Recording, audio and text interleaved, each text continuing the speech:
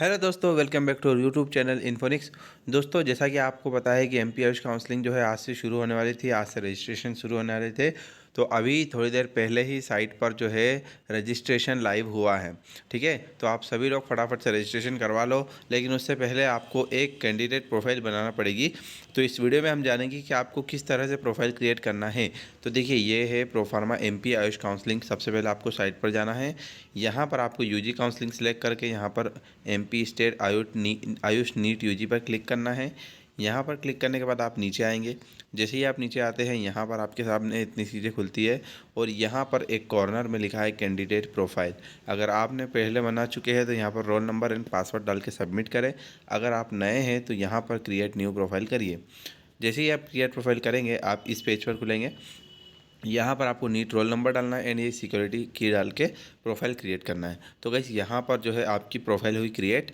ठीक है, अब बात करूँगा मैं रजिस्ट्रेशन फॉर्म की। तो रजिस्ट्रेशन फॉर्म में आपको सबसे पहले आपकी डिटेल्स भरना है ना, जो भी है।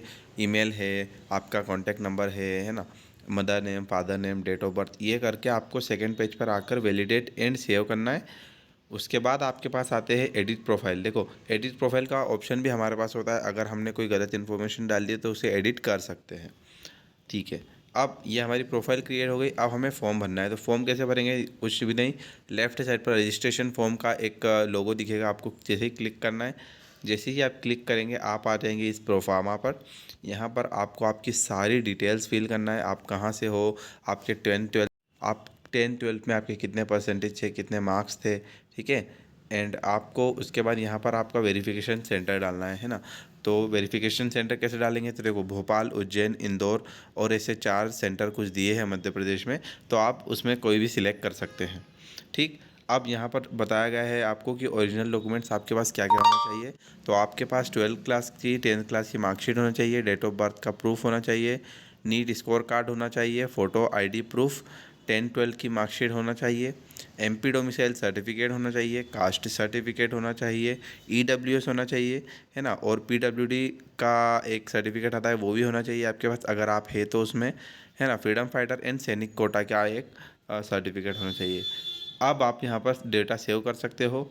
डेटा सेव करने के बाद मेन सबसे, ठीक है, अब जैसे ही आप ये करते हो, आपके पास एक न्यू पेज खुलता है जिसमें आपको और डिटेल्स भरना है आपकी, है ना। 10th 12th के मार्क्स करके आपके ये फॉर्म फिल हो गया। अब आप यहाँ पर 2 ऑप्शन आते हैं। एक आपका होता है पेमेंट करना है आपको रजिस्ट्रेशन के लिए, है ना। जैसे ही आप रजिस्ट्रेशन करते हैं आपके पास ये सारी चीज़ें खुलती है।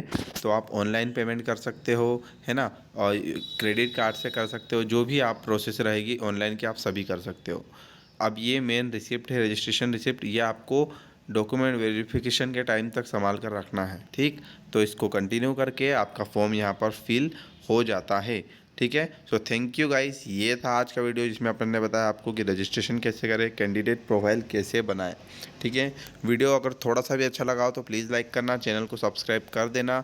और मैं इसके बाद आप सभी के डाउट्स क्लियर करने वाला हूँ। जो भी आप कमेंट में करोगे, मैं फटाफट से एक वीडियो लाऊंगा जिसमें आपको कमेंट्स के ऊपर एक वीडियो बनाई है। ठीक है, ताकि आपके डाउट्स क्लियर हो सके। ठीक है, so thank you and proper तरीके से आप लोग काउंसलिंग करवाइए एंड अपने ड्रीम कॉलेज दीजिए। तब तक के लिए टेक केयर दोस्तों।